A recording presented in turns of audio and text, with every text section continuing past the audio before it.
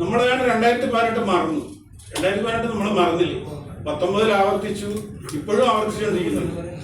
പക്ഷെ ഞങ്ങളെപ്പോലുള്ളവർ, ഞാൻ ഒരു ദിവസം ഉറങ്ങുന്നതും വ്യായാമം ചെയ്യുന്നതും ഭക്ഷണം കഴിക്കുന്നതും ഒഴിച്ചാൽ ഇതേ ഉള്ളൂ പണി. രാവിലോട്ട് റിസർച്ചാണ് തൊഴിൽ.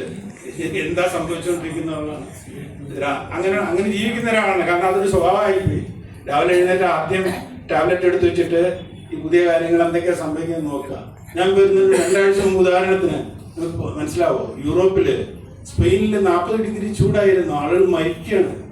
നമുക്ക് 40 ഡിഗ്രി പിടിച്ച് നിൽക്കാൻ പറ്റും, യൂറോപ്യൻസിന് പറ്റൂല. 40 ഡിഗ്രി അവർ മരിച്ചു വീഴും.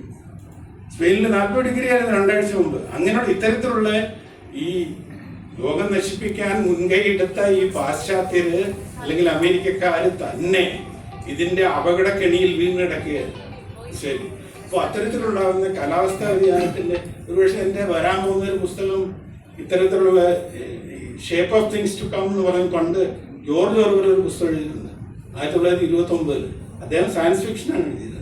പക്ഷെ ഈ വരാൻ പോകുന്നതിന്റെ അതൊന്നും ഇതിനകത്ത് പറഞ്ഞിട്ടില്ല. ഇതിൽ ഇതുവരെ സംഭവിച്ചതിന്റെ കാര്യങ്ങൾ ചരിത്രമാണ് കൂടുതൽ. അപ്പോൾ വരാൻ പോകുന്ന എന്താണെന്നുള്ള ഒരു ധാരണ ഒരു 90% മനുഷ്യർക്കും ഇന്ത്യയിലില്ല, ലോകത്തുണ്ട്.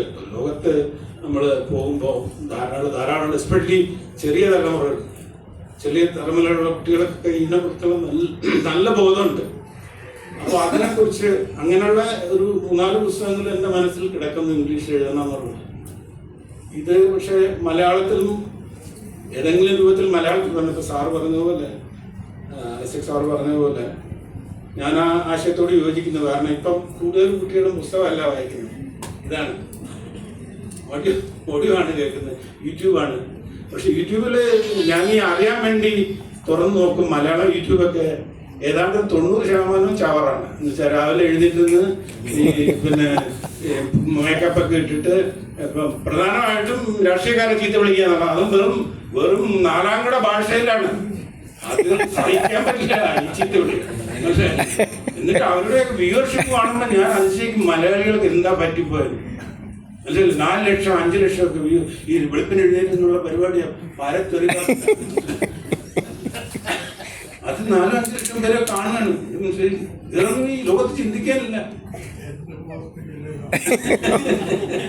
അപ്പൊ ഈ ലോകത്ത് ഒരുപക്ഷെ നമുക്ക് ഇത്തരം രീതികൾ, സാർ പറഞ്ഞ പോലുള്ള രീതികൾ കൂടെ സ്വീകരിക്കുന്നതിൽ തെറ്റില്ല എന്നുള്ളത് ഞാനത് സാജനുമായിട്ട് ഡിസ്കസ് ചെയ്യായിരുന്നു. നമുക്കിങ്ങനെ എന്തെങ്കിലും ചെയ്യാമോ എന്നുള്ളത്. കുഴപ്പമില്ല അതിന്. പക്ഷെ വെസ്റ്റേൺ യൂട്യൂബേഴ്സൊക്കെ നമ്മൾ നോക്കിയാൽ, ഞാൻ ഈയിടെ അഭിഷേക് ബാനർജി എന്ന് പറയുന്ന അഭിജിത് ബാനർജി നോബൽ പ്രൈസ് കിട്ടിയ എക്കോണമിസ്റ്റിന്റെ ഒരു ഇന്റർവ്യൂ ഉണ്ട്. അപ്പോൾ ഈ ആർട്ടിഫിഷ്യൽ ഇന്റലിജൻസിനെ കുറിച്ച് നല്ല ഒരു പയ്യനാണ് ഇന്റർവ്യൂ ചെയ്യുന്നത്. അവന് 2 കോടി സബ്സ്ക്രൈബറൊക്കെ ഉള്ള. അപ്പോൾ അവൻ ചോദിച്ചു, സാർ പ്രൊഡക്ടിവിറ്റി ഇമ്പ്രൂവ് ചെയ്യണ്ടേ, AI വന്നില്ലെങ്കിൽ പ്രൊഡക്ടിവിറ്റി ഇമ്പ്രൂവ് ചെയ്യില്ല എന്നൊക്കെ ഉള്ള തരത്തിൽ ചോദിക്കുകയാണ്. പുള്ളി ഇപ്പോൾ അമേരിക്കയിൽ നിന്ന് ഓടിപ്പോയി കേട്ടോ. പുള്ളിക്ക് സൂറിക്കിലാണ്, അഭിജിത് ബാനർജിയും ഭാര്യയും സൂറിക്കിലാണ് ഇപ്പോൾ വർക്ക് ചെയ്യുന്നത്.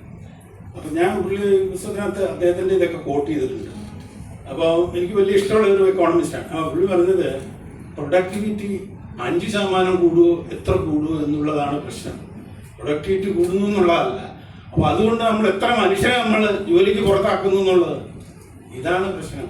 അത്തരത്തിലുള്ള സമീപനങ്ങൾ ഈ ടെക് ടൈറ്റൻസ് എന്ന് പറയുന്ന 8 പേരുണ്ടല്ലോ, ഇലൺ മസ്കിൽ നിന്ന് ആരംഭിച്ച് ചിലന്മാരൊക്കെ പ്രാന്തന്മാരാണ്. സാമാൻ എന്ന് പറയുന്നത് തനി പ്രാന്തനാണ്.